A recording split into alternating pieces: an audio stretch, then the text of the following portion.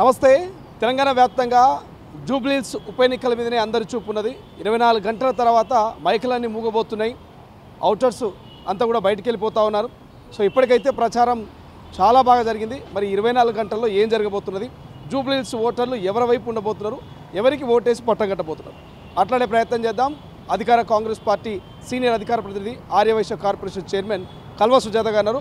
సుజాత గారు, ప్రధానంగా ఈ నెల రోజుల నుంచి ప్రచారం అంతా కూడా చాలా సాఫీగా జరిగింది, చాలా ప్రశాంతంగా జరిగింది. 24 గంటల సమయం ఉంది. 9వ తారీఖున ప్రచారాలన్నీ కూడా ముగిసబోతున్నాయి.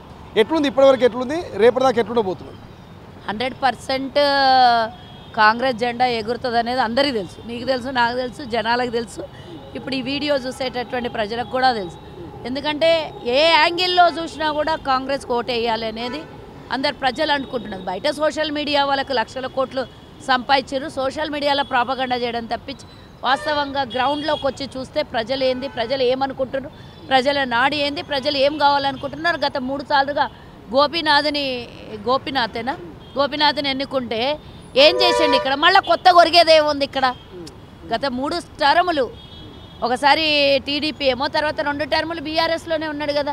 15 ఏళ్లలో జరిగినటువంటి అభివృద్ధి ఇప్పుడు 2 సంవత్సరాలైనా జరిగినటువంటి వాళ్ళు ఏమాత్రం కూడా ప్రజల్ని ఇబ్బంది పెట్టుడు తప్పించి ప్రభుత్వం దగ్గరికి వెళ్ళి, ముఖ్యమంత్రి దగ్గరికి వెళ్ళి నా నియోజకవర్గానికి డబ్బులు కావాలని ఏనాడన్నా అడిగిండా, ఏనాడన్నా మాట్లాడిండా? అందరు ఎమ్మెల్యేలు వచ్చారు, ప్రతిపక్ష ఎమ్మెల్యేలు కూడా వచ్చారు. కానీ ఇదే జూబ్లీహిల్స్కి అభివృద్ధి కోసం అడిగిండు. ఇదే జూబ్లీహిల్స్లా ల్యాండ్ కబ్జా చేసిండు, ల్యాండ్ గ్రాబింగ్లు ఎన్నో చేసిండు, ఎంతో వేల కోట్ల రూపాయలు సంపాదించుకుండు ఇదే జూబ్లీహిల్స్ ప్రజల మీద. కానీ జూబ్లీహిల్స్ ప్రజలకు ఏనాడన్నా ఏమన్నా చెయ్యాలన్న ఆలోచన వచ్చిందా? ఇప్పటిదాకా, ఇప్పుడు నువ్వు ఇక్కడ పిలిస్తే నేను ఇప్పటి వరకు అందరితో గేటెడ్ కమ్యూనిటీస్తో వాళ్ళతో వీళ్ళతో ఇప్పటిదాకా నేను చర్చలు జరిపాను. కూర్చొని మాట్లాడుతుంటే కనీసం ఒక పక్కన పోయే నాలా మోరీ కాలువల్ని కూడా 10 సంవత్సరాలు తిప్పిండంట. గేటెడ్ కమ్యూనిటీలు విల్లార్స్లో ఉండేటటువంటి వాళ్ళు పక్కల నుంచి మోరీలు నాలాలు పోతూ ఉంటే కనీసం దాన్ని కూడా పట్టించుకోకుండా 10 ఏళ్ళు తిప్పిండంట. వాళ్ళు లాస్ట్కి ఏమన్నారంటే మా 10 శాలువాలు దండగా అయిపోయినాయి మేడం అని అన్నారు. అట్లాంటి పరిస్థితి తీసుకొని వచ్చినటువంటి గోపీనాథ్ మళ్ళా కొత్తగా అభివృద్ధి ఏం చేస్తాడు? సరే, ఇప్పుడు ఆయన చేయలేదు. తన భార్యని సెంటిమెంట్ మీద ఆయుధం రాద్దామనేసి చూసినటువంటి ఈ బీఆర్ఎస్ వాళ్ళకు ఆయన్నే ఏం చేయలేదు. కొత్తగా రాజకీయాల్లోకి వచ్చి ఇవేం చేస్తుంది? ఇప్పుడు వాళ్ళకు కుటుంబ సమస్యలు బోలెడన్ని ఉన్నాయి. అది ఎక్కడి వరకు పోతుందో, ఏం తెలుతుందో తెలియదు. ఎన్నికలు కూడా రావచ్చు మళ్ళీ ఒకసారి, ఒకవేళ ఆమె కోటేస్తే. కాంగ్రెస్ ఓడిపోతుందని మీరు డిసైడ్ అయ్యారా? మీరు అవతల గురించి చెప్తుంటే నేను చెప్పిన, ఒకవేళ వాళ్ళ కోటేస్తే గోపీనాథ్ బతుకుంటే కూడా రీఎలక్షన్స్ వస్తుండేడా, బై ఎలక్షన్ వస్తుండేడా. అంతలోపల వారు లేకుండా పోయారు. మళ్ళీ భార్యకి అనుకుంటే అఫిడవిట్లోనే తప్పించారు. కాబట్టి ఇక్కడ ఉన్నటువంటి ప్రజలు క్లియర్ కట్గా, అంటే ఎందుకు ఓటు వేయొద్దు బీఆర్ఎస్కు అనే విషయం నేను చెప్తున్నా. ప్రజల నాడి, ప్రజలు మాట్లాడినటువంటి. కాబట్టి అవుట్ రైట్ కాంగ్రెసే ఉంటుందని అందరూ. బీజేపీ ఇక్కడ నియోజకవర్గం దరిదాపుల్లో కూడా బీజేపీ నాయకులు చెప్తున్నారు, కిషన్ రెడ్డి లాంటి వాళ్ళు బీఆర్ఎస్ కాంగ్రెస్ ఓడిపోతామనేటువంటి భయంతో ఓటుకు నోటు ఇచ్చి ఓట్లు కొంటుందని చెప్పి ఒక చర్చ జరుగుతున్నది. దీన్ని అంగీకరిస్తారా? నిజంగా ఓటుకు మీరు నోటు ఇస్తున్నారా? ఇంకోటి కూడా అనలేవే, హిందూ ఓట్లు పోలరైజ్ చేయాలని అందరినీ పిలిపించిండ్రు కదా. రేపు గెలిచిన తర్వాత నిజంగానే వాళ్ళకి ఎన్ని ఓట్లు వస్తాయో చూడాలి. బీఆర్ఎస్ కాంగ్రెస్ ఓడిపోతామనా, అంటే బీజేపీ గెలుస్తుందనా? ఏ కళలో ఊహించుకుంటున్నాడు? ఎవరు అన్నారు ఈ మాట? బీజేపీ వాళ్ళు అన్నారా, లేకపోతే కిషన్ రెడ్డి అన్నాడా? కిషన్ రెడ్డికి ఆ రోజు మొన్న పార్లమెంట్ ఎన్నికల్లో బీఆర్ఎస్ వాళ్ళు పూర్తిగా కొల్లుడు అయిపోయి ఇచ్చినటువంటి ఓట్లు 40,000 ఓట్లు అధికంగా ఇస్తే ఆయన ఎంపీ అయింది ఇక్కడ ఇదే నియోజకవర్గంలో. అసెంబ్లీకి 25,000 వచ్చినాయి, 67,000 పార్లమెంట్కి వచ్చినాయి. అంటే ఎట్లా వచ్చినాయి? బీఆర్ఎస్ ఓటు అంతా అటు డైవర్ట్ చేసారు. మీరు ఒకటే కాంగ్రెస్కు భయం ముట్టుకున్నది అంటారు. ఇప్పుడు బీఆర్ఎస్ గెలవాలని బీజేపీ అత్యధికంగా ప్రయత్నం చేస్తుంది. వాళ్ళిద్దరు ఒకటే కదా. 8 నియోజకవర్గాలలో డిపాజిట్లు రాలే బీజేపీకి. ఎక్కడెక్కడైతే బీజేపీ ఎక్కడెక్కడైతే గెలిచిందో బీఆర్ఎస్కి అక్కడెక్కడెక్కడ డిపాజిట్లు రాలేదు.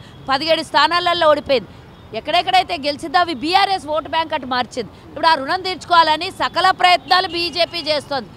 మేము ఓడిపోయినా పర్వాలేదు, బీఆర్ఎస్ గెలవాలనే ప్రయత్నం చేస్తాం. కానీ ప్రజలు గమనించారు, బీఆర్ఎస్ బీజేపీ ఒకటేని గమనించారు.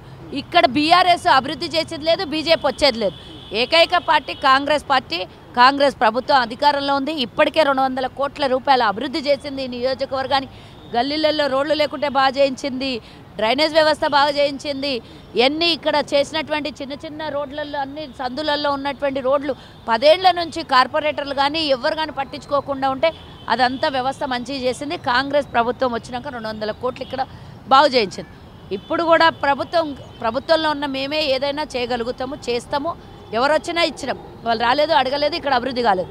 అన్నిటికన్నా మించి నవ యువకుడు 2 సార్లు ఓడిపోయిన అకుంఠిత దీక్షతోని రాజకీయాల్లో ఎదగాలి, యువకులు రావాలి, ప్రజలకు ఒక మంచి మెసేజ్ పోవాలి అని నిరంతరం ప్రజల మధ్యలో ఉండి 2 సార్లు ఓడిపోయినా కూడా అధైర్యపడకుండా అందరితోని కలిసికట్టుగా పనిచేసుకుంటూ ఒక బీసీ బిడ్డకి టికెట్ ఇచ్చిన కాంగ్రెస్ పార్టీ ఈరోజు అందరు గెలిపియాలనే ఆలోచన చేస్తారు. ఏ యాంగిల్లో చూస్తే నవీన్ యాదవ్ గెలవడం అనేది ఎవరన్నా ఒక్క యాంగిల్ చెప్తే వాళ్ళకి 1 గంట అయినా నేను డిబేట్ చేయగలను. రౌడీ అంటున్నారు, రౌడీ బ్యాక్గ్రౌండ్ ఉన్న ఫ్యామిలీ అంటున్నారు, వీళ్ళు గెలిస్తే మళ్ళీ ఇక్కడ రౌడీ రాజ్యం అవుతుంది అంటున్నారు. మాగంటి గోపీనాథ్ కన్నా ఎక్కువ రౌడీజం చేసే వాళ్ళు ఎవరైనా ఉన్నారా? కార్యకర్త చిన్న ఫోటో పెట్టిండనే కార్యకర్తను కొట్టినటువంటి వ్యక్తి గోపి.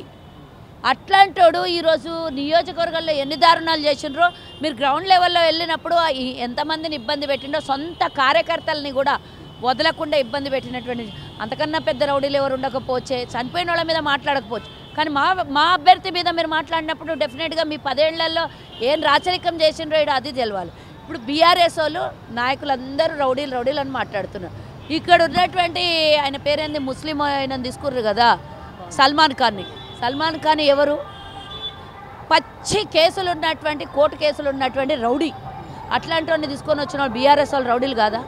కేసీఆర్ తెలంగాణను దుబ్బిడి చేసిండు, కేటీఆర్ దోపిడీ చేసిండు, భూ కబ్జాలు చేసిండు, ఫోన్ ట్యాపింగ్లలో ఇరికిండు, డ్రగ్స్ వ్యాపారం చేసిండు, డ్రగ్స్ మొత్తం అలవాటు చేసిండు. ఇంతకన్నా పెద్ద రౌడీలు ఎవరన్నా ఉంటారా? రాష్ట్రానికే రౌడీ కేటీఆర్. మరి ఇక నియోజకవర్గంలో ఒకళ్ళ గురించి నువ్వు మాట్లాడుతావు. ఆయనన్న ఇంటికి వస్తే 10 మందికి అన్నం పెట్టిండు. రౌడీ అని ఈరోజు ఒక బీసీ బిడ్డకు కాంగ్రెస్ పార్టీ టికెట్ ఇస్తే ఆయనకు రౌడీ అని నామకరణం చేశారు కదా. నేను అప్పుడు చెప్పిన, ఈరోజు చెప్తున్నా, రేపు కూడా చెప్తున్నా. బీసీ బిడ్డకి టికెట్ ఇచ్చి ఆయన ఇంటి ముంగలకు వస్తే వచ్చిన వాళ్ళకి అన్నం కూడా పెట్టి పంపించేటటువంటి వ్యక్తి. మీ ఇంటి దగ్గరికి ఎవరన్నా వస్తే ఆయన ఇంట్లో లాగా దర్వాజాలు కుల్ల ఉంటాయా? మీ ఇంటికి ఎవరైనా సమస్యల కోసం వస్తే మీ ఇండ్లలో ఎవరైనా మాట్లాడతారా? ఇదే లీడర్లు అందరూ కూడా ఇప్పుడు మాది జనతా గ్యారేజ్ అయింది, మేము ఆటోలలో ఎక్కుతాము అనుకున్నారు. ఇన్ని రోజులు ప్రగతి భవన్ దగ్గర 3 గంటలు ఇదే పీజేఆర్ భార్య 3 గంటలు ప్రగతి భవన్ దగ్గర నిలబడితే కనీసం లోపలికి అనుమతి ఇయ్యను. ఓట్ల కోసమే పీజేఆర్ విగ్రహమైనా, ఓట్ల కోసమే ఎన్టీఆర్ విగ్రహమైనా ఇవన్నీ గుర్తొస్తున్నాయి కేటీఆర్ అంటారు. నిజంగా ఓట్ల కోసమే ఎన్టీఆర్ని గుర్తు చేస్తున్నారా? అన్నీ మరి అది గుర్తు రావట్లేదే. ఇక్కడ మరి నియోజకవర్గాన్ని అభివృద్ధి చేసి 200 కోట్లు ఇప్పటివరకు ఖర్చు పెట్టినాం, అది గుర్తు రావట్లేదా? విగ్రహాలు పెడుతుంటే పీజేఆర్కి లేని విగ్రహం ఎక్కడ నన్ను ఉందా ఈ నియోజకవర్గాలలో? అవును, డిమాండ్ ఉంది. అక్కడికి వెళ్ళినప్పుడు పబ్లిక్ అడిగితే ఆయన మా పార్టీ నాయకుడు కాదా, పెట్టలేదా? ఇకపోతే ఎన్టీఆర్ విగ్రహము ఇక్కడ చాలామంది ముఖ్యమంత్రి గారికి స్వయం కలిసి చెప్పినటువంటి విషయాన్ని ఆయన అభిమానంతోనో అక్కడ ఉన్నటువంటి ప్రజల అభిమానం కోసం ప్రజలు అడిగిన పని చేయడంలో తప్పేమన్నా ఉందా? నేను ఒకటి అడుగుతున్నా, నేను ఓట్ల కోసమైనా మీరేం చేశారు? మంచి పని ఏమైనా చేశారా? గతంలో 10 ఏళ్లలో మీరు ఏమైనా మంచి పనులు చేశారా? పీజేఆర్ని గౌరవించిన వాళ్ళు ఎవరు? మీరు పెట్టిన ఒక పెద్ద విగ్రహం చెప్పండి. జూబ్లీ హిల్స్ అయినా, ఖైరతాబాద్ అయినా, సికింద్రాబాద్ కంటోన్మెంట్ అయినా, ఇటు సనత్ నగర్ అయినా పీజేఆర్ని గుర్తుపట్టని వాళ్ళు ఎవరన్నా ఉంటారా? ఆయన ఒకవేళ బతుకుంటే తొలి ముఖ్యమంత్రి అయ్యేవాడు తెలంగాణకి. అట్లాంటి వ్యక్తి విగ్రహం పెడతా అంటే తప్పేముంది? మా పార్టీ నాయకుడైనా, ఆయన గౌరవించిన మాస్ పబ్లిక్ లీడర్ అయినా. ముఖ్యమంత్రి మీద కొంతమంది బీఆర్ఎస్ నాయకులు కొన్ని కామెంట్ చేస్తున్నారు, మాట్లాడాలన్నటువంటి కామెంట్ చేస్తున్నారు, సవాలు విసురుతున్నారు. వాళ్ళు మాట్లాడే భాషకు, వాళ్ళు విసిరే సవాళ్ళకు మీరు ఎవరు సమాధానం చెప్తారు? నాయకులు అంటే పొరపాటే. నువ్వు వీధి రౌడీల కన్నా ఎక్కువగా మాట్లాడుతున్న వాళ్ళని నాయకులు అనొద్దు. నువ్వు రేవంత్ రెడ్డి గారు గతంలో రేవంత్ రెడ్డి మాట్లాడితే ఎన్నో మాటలు అన్నారు కదా. రేవంత్ రెడ్డి గారు మాట్లాడితే ఒక ముఖ్యమంత్రిని పట్టుకొని మాట్లాడతారా అని ఇష్టం వచ్చినట్టు తింటుండ్రు. మీరేం పోయిందిరా? ఇప్పుడు అన్నం తినే పెండ తింటుండ్రా మీరు? ఇప్పుడు ఎందుకు మాట్లాడుతుండ్రు సీఎం విషయంలో? రండి, దమ్ముంటే రండి, మొగోడో కాదో చూపిస్తాడు, రండి, ఎవరు వస్తారో రండి. ఆయన దాకా అవసరం లేదు, కింద కార్యకర్తలు సరిపోతారు మీకు. నేను ఆ మాటలు, వాళ్ళు మాట్లాడినటువంటి మాటలు అసభ్యకరంగా ఉన్నాయి కాబట్టి అవి నేను మాట్లాడట్లేదు. ఎవరికేం దమ్మున్నదో మొగోడు అయితే రా, ఎవరు మొగోలు గారో, ఎవరు ఆడోలో, ఎవరు ఆడోళ్ళకు కూడా అనడానికి వీల్లేదు ఈ కాలంలో. రాకెట్ యుగంలో ఉన్నాం మనం. ఎవరెవరి గురించి మాట్లాడుతున్నారు ఇక్కడ? డ్రగ్స్ తీసుకునేటోనివి నువ్వు కూడా మాట్లాడతావా? ఫోన్ ట్యాపింగ్లో ఇరుక్కున్నానివి ముఖ్యమంత్రి గారి గురించి మాట్లాడతావా? పెళ్ళం ఫోన్ ఇడవలేవు, సొంత చెల్లెలు ఫోన్ ఇడవలేవు, సొంత బావ ఫోన్ ఇడవలేవు, ఫోన్ ట్యాపింగ్ చేసినావు. నువ్వు కూడా పెద్ద మొగోడివేనా? చెప్పు నాకు, నువ్వు ఎట్లా అయినావు? ఇవన్నీ మాట్లాడితే అసహ్యంగా ఉంటుంది. నాకు మాట్లాడడానికి కూడా అసహ్యంగా ఉంది. ఆ మాటలు మాట్లాడినటువంటి వెధవకి, దరిద్రుడికి, అష్టదరిద్రుడికి, నిత్య దరిద్రుడికి నేను ఒక మాట చెప్తున్నా. ఇక్కడ ఓడిపోతామనే భయంలో ముఖ్యమంత్రిని తిట్టుడు, పార్టీని తిట్టుడు, తిన్నింటి వాసాలు లెక్కబెట్టుడు, తాను నిలబడ్డ చెత్త కిందనే కూలగొట్టుడు, పిల్లర్నే కూలగొట్టుడు, ఇవన్నీ చేసేటటువంటి వ్యక్తి ఎవరైనా దుర్మార్గులు, దుష్టులు ఉన్నారంటే అది బీఆర్ఎస్. ఇటు రౌడీ అన్నప్పుడు నేను ఇంతకుముందు నీతో చెప్పినో చెప్పలేదు, అదే నవీన్ యాదవ్ తండ్రి దగ్గర తీసుకొని పోయినటువంటి పైసలు చాలా పవిత్రమైనటువంటి డబ్బుతోనే నీ బిడ్డ పెళ్లి చేసినావు, నీ చెల్లెలు పెళ్లి చేసినావు. నీ దగ్గర గతి లేకుండే, వీసాకు కూడా గతి లేనటువంటి నువ్వు ఆ రోజు పరాయోడు, నువ్వు సొంత అన్నవి నీకు వీసాకు కూడా వేరే వాళ్ళు డబ్బులు ఇస్తే వచ్చినావు నేను. అట్లాంటిది ఆయన నీ చెల్లెలు పెళ్ళికి డబ్బులు ఇచ్చిండా లేదా? కేసీఆర్కి చెప్పమ్మా నీ మాట.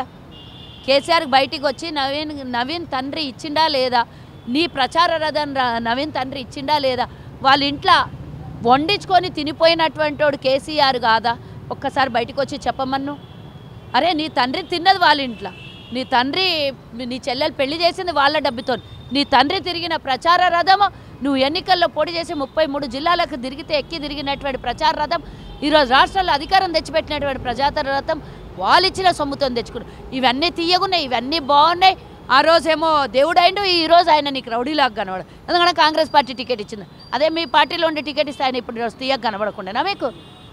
అరే యువకుడు, బీసీ బిడ్డ, చదువుకున్న నాయకుడు, ఆయనను ఎంకరేజ్ చేసేది పోయి ఎంకరేజ్ కూడా చేయకుండా పోయి మీరు ఇట్లాంటి మాటలు మాట్లాడి వ్యక్తిత్వాన్ని కించపరిచి మీరు వ్యక్తులుగా కూడా కనీసం పనికి రాకుండా చేస్తున్నటువంటి మీకు ఇంకేం తిట్టాలి? ఎంతకన్నా దుర్మార్గం. ఆ దరిద్రునికి ఎన్ని తిట్టినా సిగ్గులే శరణులే. ఉమ్ముస్తే ఇట్లా దూడ్చుకొని పోయేటటువంటి రకం కేటీఆర్. ఆ కేటీఆర్కి ఎన్ని తిట్టినా సిగ్గు వస్తలేదు. ఇక ఒక్కడే పోరాడుతున్నాడు, ఎవడు పని చేస్తలేరు ఇడా. ఆ ఒక్కోని పోరాటం పిచ్చెక్కి సైకో అయిపోయి ఎవరిని తిట్టాలి? ముఖ్యమంత్రిని తిట్టాలి.